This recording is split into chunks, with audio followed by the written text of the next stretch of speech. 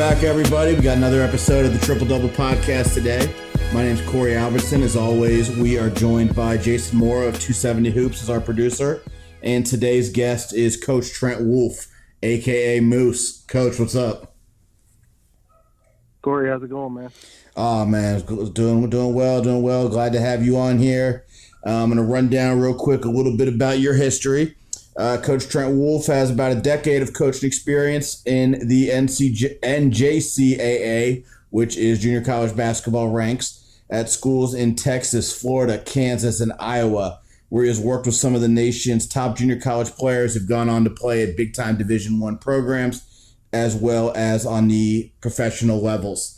I've known Coach Wolf for a very long time, dating back to my early days of doing this. Knew his brother from working Cincinnati camps back in the day, and his youngest brother is currently on Coach Cronin's staff. So there's been a long time knowing you, brother.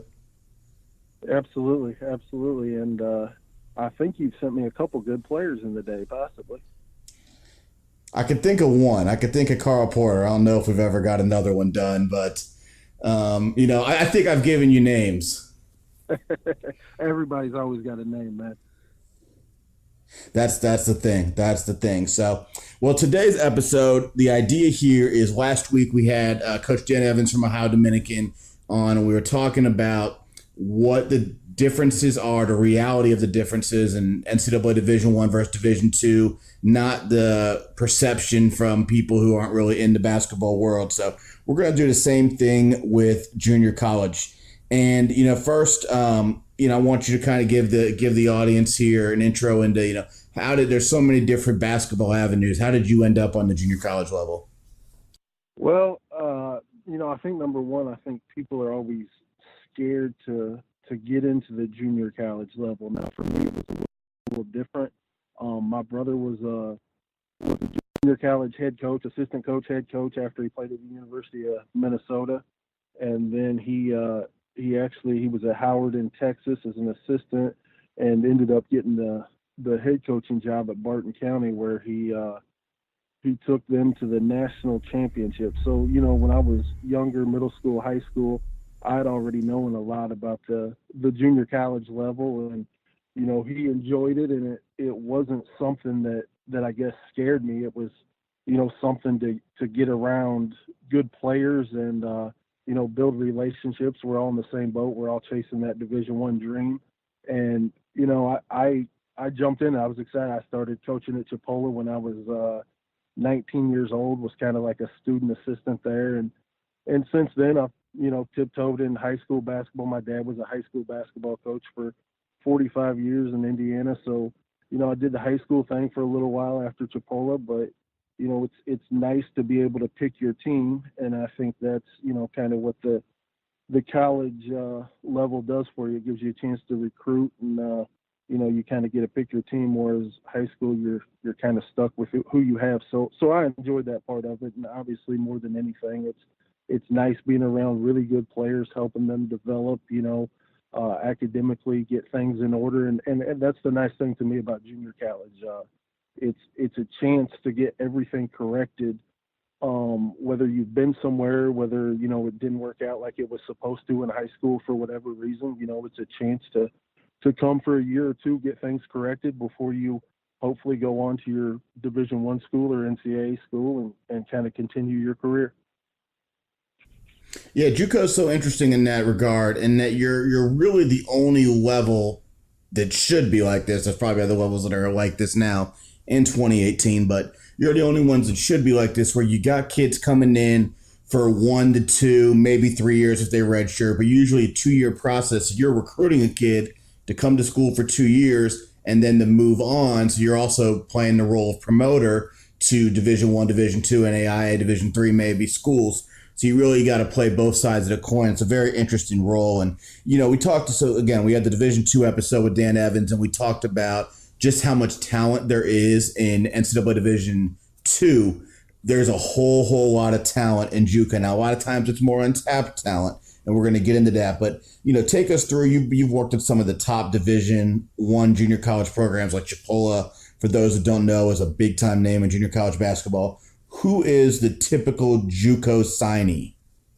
Well, I think that has changed maybe a little bit throughout the years. I think, when I first got into it, we focused more on the high school kid that wasn't going to make it academically to qualify to go to his Division I school.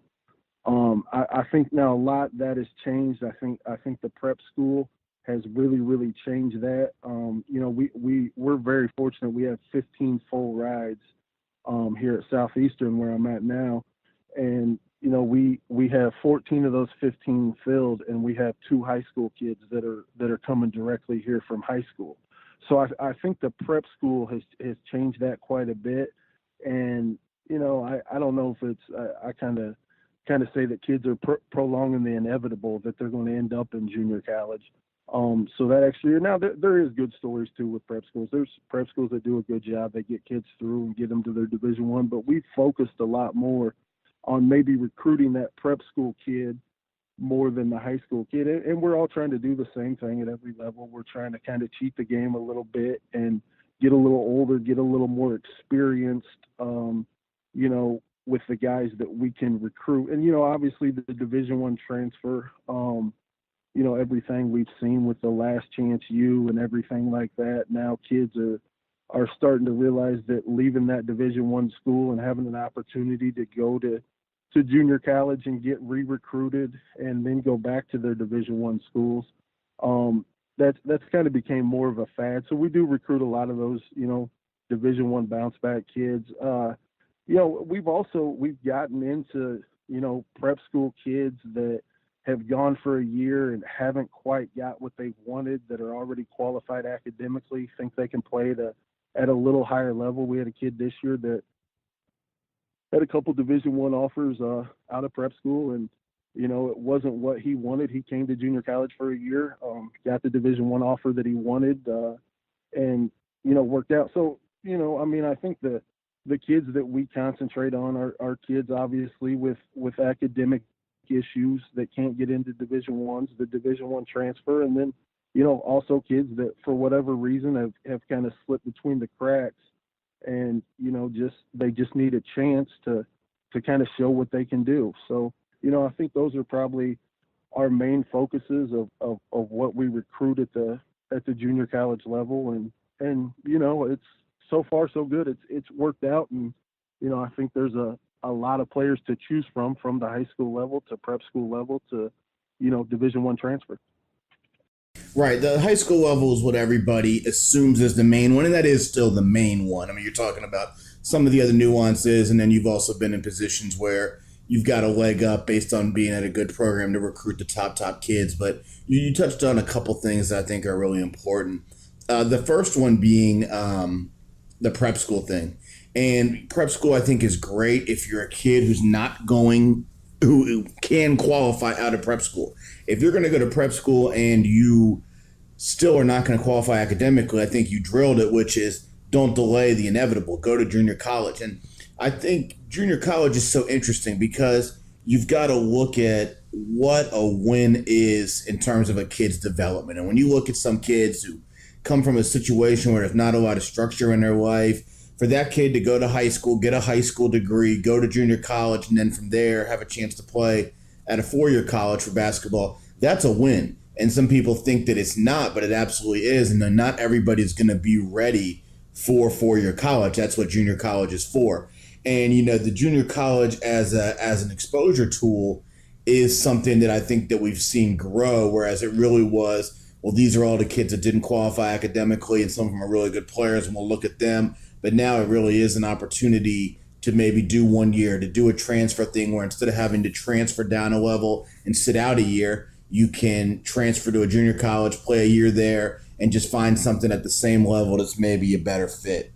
And then, you look at this as I think the main thing I want you to really focus on today is how do you recruit at the junior college level? I think there's a perception that you guys wait until the 11th hour to see these kids don't qualify, so now this is the pool that we want to recruit out of. I mean, what is the typical recruitment like at a JUCO compared to a regular 4-year college? and I do think that was it, more playing the waiting game. Now, it used to be that you couldn't sign with a junior college until early April. I think it was the second week of April that you could sign. Now they've opened that up to where you can now sign with junior colleges in the middle of November, which has definitely changed the game. Now, do I think that's changed as much as for the high school kid? No, I don't really think that's changed drastically. With recruiting high school kids, I think again the prep school game, it's changed that. We'll get out in October, November, get to a lot of prep school events where you can see 15 to 25 teams in a 2-day period. And with the high school kids, I mean, it's the same. You always get out and see as many high school kids as you can. But I think high school and prep school, everybody, I mean, like we talked about, they don't want to believe that JUCO is the option in November. So yeah, the waiting game is there, definitely waiting for kids to, take the test a couple more times, or maybe trying to make up a class. And summer. let me interrupt you on that real quick, because every year we tend to talk about 3 or 4 kids, and you're Indianapolis natives, you recruit Cincinnati a lot, and we talk about 3 or 4 kids that might be good enough players that are also JUCO kids. And you said the waiting game, but rarely, if ever, is it a question mark if a kid's going to qualify. By the time they're a senior, you generally know, well, this kid didn't really take academics seriously or wasn't in the right classes or everything. So I think it's good if we can get some maybe better understanding of the recruiting process in the schools, to understand that JUCO is not only the best option, it's probably the only option. Well, 100%. And for whatever the reason is, I don't always think that kids want that to be the reality. But I think more of that is the kid not having the understanding of exactly what they're getting themselves into. I mean, there's a lot of junior colleges in a lot of different places that produce 8 and 9 Division I kids, and it's not all about getting to that Division I school. It's a chance to get 4 years of school paid for, and I think that's what junior college can do for a kid as far as the recruiting process. If a kid is in tune that yes, junior college is what I'm going to have to do for the next 2 years, and being more valuable to that option. And I think it really gives them a chance to look at some different junior colleges. And when you start getting into junior colleges, it's different from state to state as far as what they can do financially, things like that. But if a kid's more willing to go to junior college, then absolutely, when you hear that so and so from whatever school is going to go to junior college, and they've already accepted that's what's going to happen, then it gives a kid a chance to kind of listen to everybody, and us to get out and see more of that kid than constantly playing the waiting game. Is he going to make it? Is he not going to make it? This guy says he's going to make it, this other guy says he's not going to make it, and that continues to, for whatever reason, to kind of be the fad in junior college, that it is a waiting game to find out is the kid truly not going to make it? Is junior college what he is going to do? Is he going to, try to avoid it and go to prep school for a year? And, for whatever reason, that seems to be kind of where it's going so far, that a lot of kids we're on, in high school go to prep school for a year. And, as is happening with very few high school kids that we have on our roster, it's because most of them that we've had our eye on since they were in high school have decided to go to prep school for a year to see if they can, recover academically. And, 9 times out of 10, like you said, I mean, when the writing's on the wall and they're not going to make it, prep school is usually not going to change that unless they're really, really close.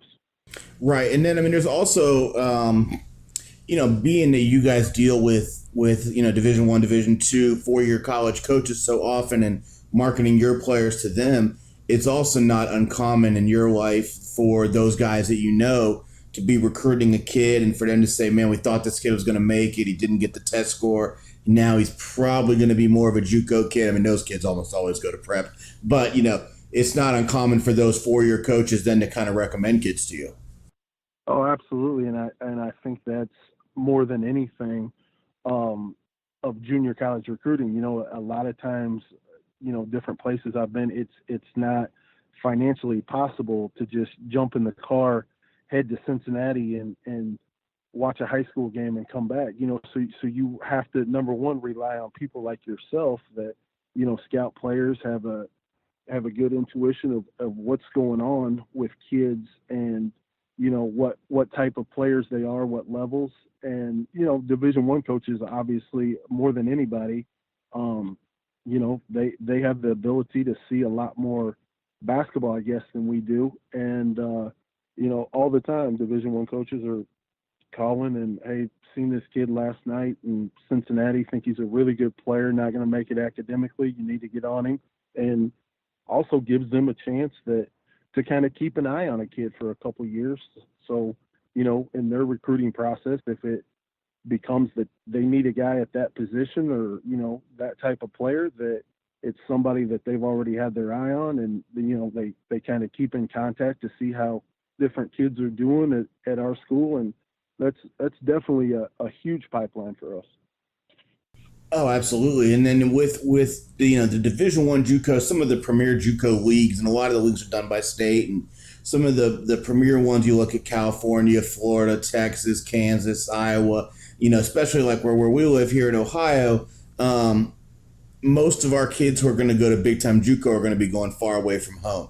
And it's interesting you say that, because at the junior college level, really almost like a high major Division I, you guys are recruiting on a pretty broad national spectrum. I mean, looking for those top kids that, usually don't qualify to get. So it's interesting, guys come from everywhere, and that really speaks to how highly recruited kids who make it out of the Division I or even Division II junior college ranks do. So, looking at that, then you talked about getting older, and that's a theme you hear from college coaches more and more, especially over the last 5 years. It used to be, we want to become a better shooting team. We want to become a better defensive team. Now we want to become an older team. And a lot of that is predicated by recruiting transfers, by recruiting maybe prep kids, but the biggest one by far and away is recruiting JUCO kids. And there's schools that are known for taking JUCO kids, and, there's schools that almost never do. But when you talk to Division I coaches, what about junior college kids kind of entices them to recruit on that level? Well, I think more than anything, I think it's level of competition, and which is different depending on which league you're in. I've been fortunate to be in some really, really good leagues, but I think that they like the fact that they've played against high caliber of players. I think more than anything, though, for whether it's a high school kid that was at junior college for 2 years, or a Division I transfer maybe that was just at junior college for 1 year, I think that they like to see that a kid's been able to do it for a full year or 2 years. Is able to do it academically, is able to get up and go to class every single day, is able to make it through workouts and practice. The more or less the grind of the season is not something that the kid is going to be scared of. And more than it's hard for high school kids, no matter what level we're talking about. It's hard to go from high school to college basketball. It's hard to play at any college in the country. I mean, NAIA, D2, JUCO, anything. It's hard to do it from an 18-year-old freshman, and a lot of times you're playing against 20, 21, 22-year-old men. So, I think that's what they look for, the fact that you can do it on a daily basis, that you've been coached before, you've been through workouts, you've had to get up and go to class, you've had to, pass 60 hours and graduate from junior college to have a chance to go on to that Division I school. So I think that's what it is more or less the experience factor, that they've played against good players, they've been coached before, and, that they've obviously had some type of success for somebody to be recruiting them. And my other thing I would add to that is that a lot of them are starting to get discipline in their life for the first time. Maybe discipline's not the right word. Maybe it's just structure. And a lot of the kids who don't qualify academically, it's not necessarily the kid's fault. It's just a misunderstanding of the system. It's maybe a lack of structure in their life at home or in basketball or at the school. And by making it through JUCO, you're really showing that you can handle success in a structured environment when it's presented to you the right way. And JUCO basketball is not a glamorous thing. There's a lot of good players, a lot of good competition, but the schools aren't located in major cities. A lot of them are kind of rural. You're not traveling, on private jets like you would at the high major level, even though you might have some high major talent. So you're really just kind of, the coaches, I think, are drawn to the fact that you're going to get a kid who really wants to do something with his life. And, when they're told that, hey, you're not going to make it academically, they don't just quit. That's one of the things that when I look at a lot of the kids that we've talked about over the years that are JUCO prospects that can be really, really good players in 2 years, is I think there's a portion of them that go on to junior college and are successful. And then there's a portion of them who just say, well, I can't get into Division I. I'm just going to quit basketball. And, that's why I always like to see kids move on to college basketball at any level. But looking at the recruiting, we're seeing, I think right now, again, schools trying to get older, more and more junior college kids are signing mid-major or high-major Division I. I don't know any statistics on this, but just in following recruiting, I definitely have seen a lot of it. And it's leading to people, national scouts who are used to dealing with high school-age kids, starting to say that JUCO kids are being over-recruited. I'm sure it's something you've heard. What's your take on that? Obviously, I think when people see that, that this kid signed at this level, he can't play at that level. I think it's different for every school, and I don't think they always take a junior college kid. The great thing about junior college is we rarely have kids that go on to play at the Division I level that minutes are a problem. Usually most of those kids are recruited to fill an immediate need, and that's kind of where the experience factor comes in. To say they're over recruited, yeah, I'm not the judge and jury on that one. But I think a lot of times that you see a junior college kid that's headed to Oklahoma State, Kansas, Texas A&M, schools that recruit junior college kids. It's not an immediate need for them to need a kid to come in and average 18 to 20 points a game. There's just so many different circumstances of what their need is, and sometimes they're recruited to be a backup. They're recruited to be a body.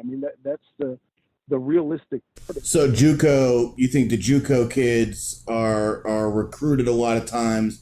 They maybe have a more developed understanding of what their role is, and they fit that role more often than the kid coming out who's never played college basketball, is used to scoring 30 points in high school and is now thrown into the 4-year college thing. 100%. I think that's true, and I also think sometimes junior college kids, people like them because they're a little hungrier. It's like you said. We go on 7-8 hour bus rides, and our pregame meals are McDonald's or Taco Bell or something. We the grind every single day. The coaches that are with you, those are the academic support people. Those are the strength and conditioning coaches. And I think it goes both ways for junior college. I think that makes them hungrier. And also when we get the bounce back kids from Division I, junior college can be a very, very humbling experience when you go from, taking those private planes and, pregame meals and having the best of everything to coming to junior college. And it's an eye-opening experience. And, and I think that's worked out for us more times than not with Division I transfers is they come in here and they get a little humbled and they want to work their butts off to get back to that level. But, as far as being over recruited, Yeah, I mean, obviously, with anybody, I do it with high school kids the same as I do with junior college kids. I've seen, I say, wow, I can't believe he signed that. That seems a little high, But there's other kids that say, wow, I thought he was a lot better player than that. And I think that that's more than anything, just recruiting in general. That sometimes kids get carried away with levels, and we're crazy about the Power Five thing, and can you play here? And kids want to go see if they can do it. Now I think there's other kids that make really really good decisions, that go to places they can play, that they're going to be successful. And so over recruited. I don't know if I would say over recruited. I think it's more or less Division Ones really having a chance to see a kid over a full season or sometimes a 2-year period, and seeing them play against that level of competition that they're going to play for, maybe more or less coming in to fill an immediate need than to come in and be the guy that gets 18 and 12 every night. And that's why I think the JUCO thing is interesting, is that you have to kind of play that game with your players, because you look at a high school coach, and their job is very simple, is to try and win basketball games with the best kids in your school. You make sure all your kids graduate, and you try and help them get to a good situation for life after high school basketball. If you have such a chance to play college ball, that's great. College coach, 4-year school job is to win basketball games, recruit the best players, and help them graduate and get ready for life after college basketball. If you got a chance to play pro, that's great, but that's not most kids. You're in the middle here. Your job is to recruit the best kids, try and win as many games as you can, and then help your kids find the next school for them. Most of your kids aren't going to say, well, I've got my associate's degree, I've got my 2-year degree, now I want to stop. So in helping these kids choose a school, I mean, it's almost to me like that is the goal of a JUCO basketball coach more than anything, is to help get through that transition. And if you can win games and championships, that's great for your school, but you want to be, I would think that any junior college as a school would want to be known for, after our kids graduate from the school, whether they're basketball players or not, here are some of the schools that they go on to attend. Yeah, I would agree with that. I mean that's why we're in this thing. That's why the kids are in this thing. I mean, they're trying to get recruited. I mean, obviously the number one goal is when you come to junior college, your number one goal is to graduate from junior college. Your number two goal is obviously to win as many basketball games as you can. And there's a reason that the South Plains, the Odessas, Indian Hills, CSI, that you hear about kids going to high level schools every year, is because they're the best basketball teams. I mean, it doesn't change from high school to junior college, anything. I mean, people want to recruit winners. So, I think that's an important part. And the number one, the third reason, but probably the number one reason to the kids that they come to junior college is because they're trying to get that Division One scholarship that they've been trying to get since they were in high school. And whether that's a bounce back kid, a high school kid, anything, they're trying to do as much as they can, like you said, to hopefully make some money playing at this thing. And is that a goal? 100% it's a goal. And anytime I think that all our sophomores go on to 4-year schools, whether that's NAIA, D2, Division One level, I think we've done something right, as far as to give them a chance to be successful. And like you said earlier, you're not going to save them all. I do understand that, but as many of them as you can save and get on to playing at a high level of basketball, college basketball, then I think we've done our job. Now, is it tricky with the recruiting process? Yeah, but I think it's tricky with anybody's recruiting process, of today, making a kid realize what level he can play at. And I think that's the toughest thing in junior college level. Sometimes when you're getting recruited by mid-major plus and high major schools, and you tell a kid, hey man, you need to go to such and such school. It's a good low major plus. You can play there. You can be successful. the kid doesn't quite understand that. And being around kids for 2 years, you get a pretty good feel of what they're looking for, of what their goals are, and this whole thing. And there's certain kids that can go on to those Power 5 schools, and whether they play 12 minutes or 28 minutes a night, that they're still going to be happy because that was their thing. They wanted to get to that Power 5. And, I think there's other kids that try to go to that level, and it's not for them. They're not going to be happy unless they're playing. So sometimes going to a little bit lower level where they know they can play and have a chance to maybe fill a bigger role at a place is just as important as the kid that's going to go to a Power 5 school. Right. No, I think that's great insight on it. And it's really, again, about finding the best fit for you. And, by the nice thing for JUCO, I guess, if you thought about it in a vacuum, would be that those kids, by being 2 years older, have had a little bit more time to understand how the process works and can make a little bit more informed decisions, such as, I want to play at the highest level. No, I want to play the biggest role. No, I want to play close to home, and can make a decision based on that. So that's interesting. But, you said, the thing I really wanted to touch on here for the last few minutes of the podcast is, you said you can't save them all. And, we talked earlier about who is the standard, average player X that you recruit at the JUCO level as a high school kid that comes to your program. And, I don't want to make broad generalizations, but at the end of the day, I'm going to here. Most of the kids, more often than not, when the kids that I've referred to you are inner city kids, Cincinnati or Dayton. Again, a lot of them don't have a lot of academic structure, don't have a lot of academic success. And you said that you've got, 14 full rides. So when you look at the JUCO process, then you're taking 14 kids who more than likely have not had a lot of academic success in their life, definitely not had a lot of academic success in their high school career. You're asking those kids to be together nonstop. They're teammates. They live together. So how do you take all of that and avoid a like-minded situation where those kids don't fail academically? How big of a challenge is that?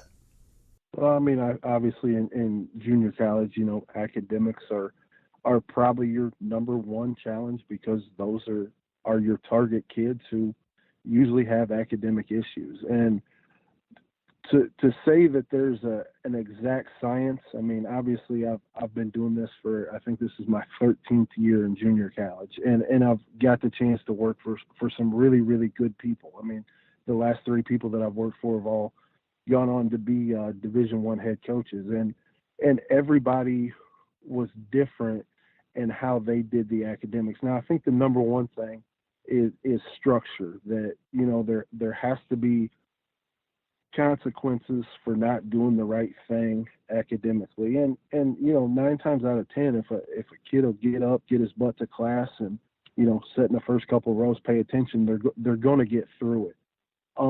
But I've seen millions of different techniques. I'm not sure there's one that's right. When I was at Garden City, we used to bring in about 30 to 35 guys, and for 2 coaches to manage 35 guys was tough. So Bucket used to fine guys.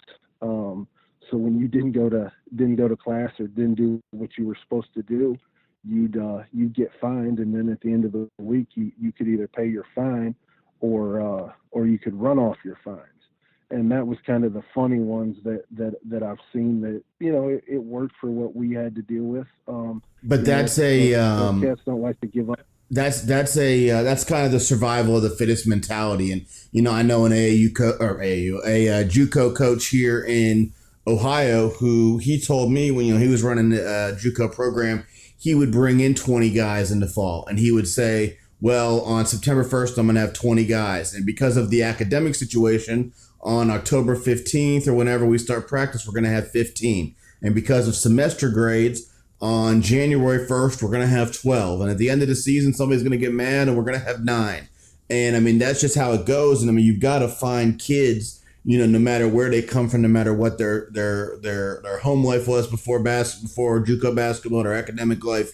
You've got to find kids that want to be successful. And I think the main point is you can't want them to be successful more than they want themselves to be successful. You can't want to coach a kid to, have to get up and do the little stuff. And if they're not going to be willing to do the academic part at the junior college level, what are really, really going to struggle with the academic part at the Division I level if they get to that level, especially when you add in the travel and all the extra fatigue that puts on you. No question at all. And I think, 5, 6, 7 years ago, it used to be, get through your classes. And now what the NCAA's done with the 2.5 GPA has made it even more important for the academic part. And I think more than anything, being really, really upfront with the kids when they come in.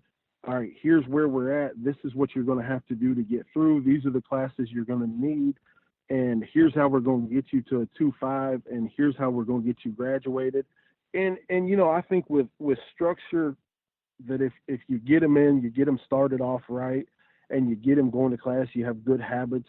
I think that's kind of the secret, and being upfront with kids. And that is the nice thing about junior college is, there's not 3 other departments that the professors are going through to relay a message that, Corey missed a class today. The nice thing about junior college is we're the guys that chase them to class. We're the guys that check on their class, that run study hall. So, when somebody misses class or somebody's struggling, most of the time it's up to the assistant coaches to get things back and get them back on the right track. So, I think relationships With a lot of these, go ahead. With a lot of these kids, with a lot of these kids, in dealing with you over the years, and you haven't had Cincinnati kids that have done well down with you. You've got to be, as much as you are an assistant basketball coach, a lot of these kids, and you don't always see this at the other, the 4-year levels. You've got to be a basketball coach, but you've also got to be kind of like a big brother. No question, and I think that comes with it. And that's one of the things that I like about junior college is I'm around my players 24 hours a day. From getting in the gym to work out for an hour, that we get a feel for each other. And when it comes to recruiting, 9 times out of 10, you know what a kid's already thinking because you're that close. And then when you look at there's been all kinds of different kids that are success stories. There's some that I wouldn't call it a failure, but not such a success story that still ended up. And when you start thinking about Cincinnati, you start thinking about Octavius Ellis right off the bat.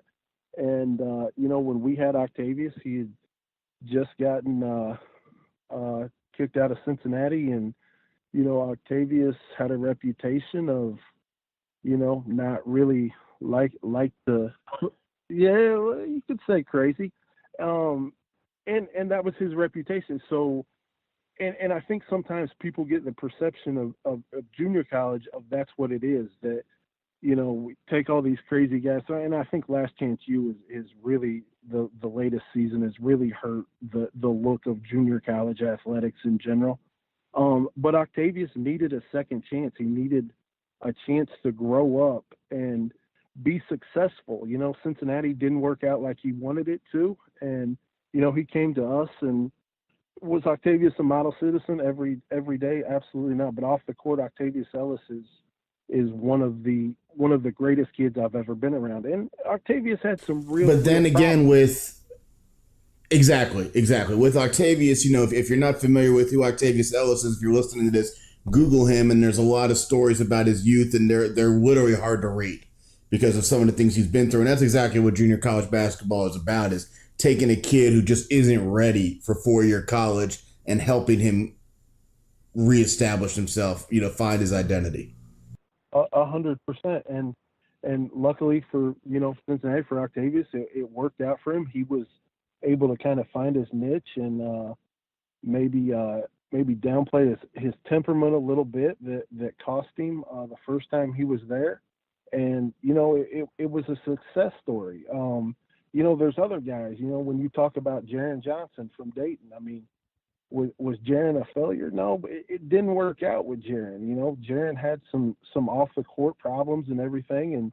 And he had 2 stops in junior college that that didn't work out on the basketball court, but it worked out academically, where he was able to maybe learn from those mistakes that he made and go on to Memphis. Had a good 2 years at Memphis and kept his nose clean. And him and Octavius are both now making money playing basketball. Now, is that the success story for every junior college kid?